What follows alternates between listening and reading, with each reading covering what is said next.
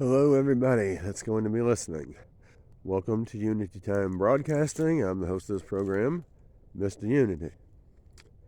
Now, I don't know how many of you have heard about this, but Silicon Valley Bank, which is one of the biggest banks in this country, and quite a few others, I don't have the whole list. You can go to or put in the YouTube search bar Lynette Zang. She can give you a whole list of the banks that have lost 41% value in their stock. Silicon Valley Bank is on the verge of basically going out of business. And these others are probably also on the verge of the same.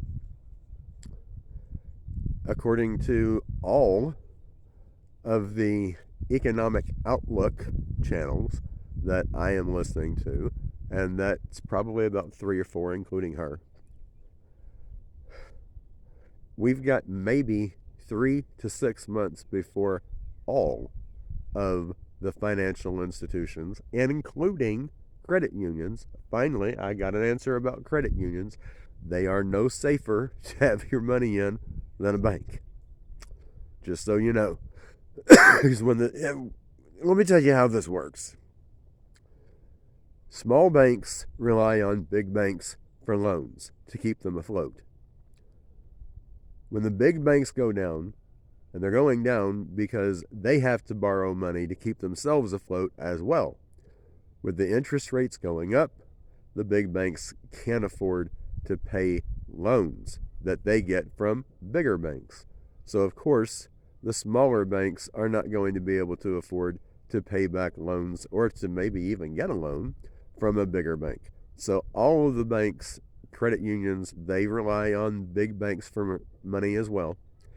So it's no safer than a bank. So what do you do? This is what I'm being told by economic, or should I say markets analysts. That's what Lynette Zang is, a markets analyst. And all these people are saying the same thing. Get cash as often as you can out of your financial institution and keep it somewhere safe so that when the banks do go down, or should I say the financial institutions, when they go down, and no one is able to conduct any EFTs, electronic funds transfer, you at least will have cash. Because that's going to be the only thing that can be used. And if you don't have any, you're going to be SOL. Also, if you can afford gold, it's a good idea to buy both gold and silver if you're in the situation and you can't afford gold. Most people can't. Keep buying as much silver as you possibly can. And this is just my personal suggestion. I would suggest buying both full ounces and fractional silver, such as 1/10 ounce, 1/4 ounce, 1/2 ounce, and full ounces.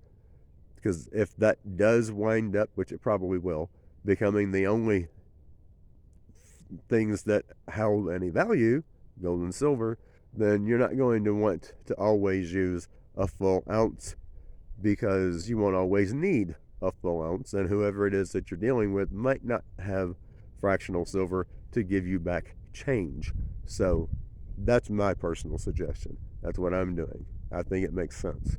So that's where we are. And of course, World War III is always looming over the horizon. And it looks like that's going to happen sooner than, well, I don't know how soon it's going to happen. We're already in it when you get down to the truth of it. We're already in it. It just hasn't gotten to the level that we are fighting the Russians hand to hand or bomb to bomb, what have you. Don't think that's not likely going to come, because it probably is. At any rate, that's what I'm being told. That's what I'm being told to do. And these are people who know what they're talking about, so I'm paying attention. I'm doing what they're telling me to do. I would really strongly recommend that you guys do the same. Also, please like, share, and subscribe. Please feel free to comment. All these things do help to kickstart the algorithm Also, something else I was going to mention. What was it? Oh well. Tell you next time. I'll remember at some point. Till next time, get ready, folks, because we got way more than a bumpy ride coming.